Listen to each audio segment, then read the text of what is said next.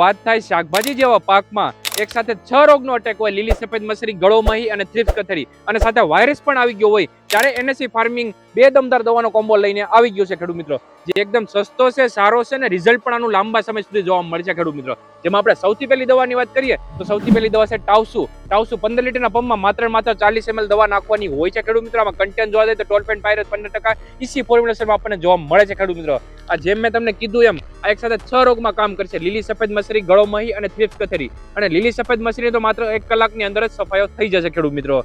દવાનું નામ છે ટાઉસુ, એનએસસી ફાર્મિંગમાં અવેલેબલ છે. અને બીજી દવાની આગળ વાત કરીએ તો બીજી દવા સ્પેશિયલ આપણે વાયરસની રહેવાની છે. સ્ટેપ્રો પ્લસ દવાનું નામ છે. વધુ વાયરસ હોય તો 6 ગ્રામ અને ઓછો વાયરસ હોય 3 ગ્રામ નાખીને આનો સ્પ્રે કરી શકો છો ખેડૂત મિત્રો.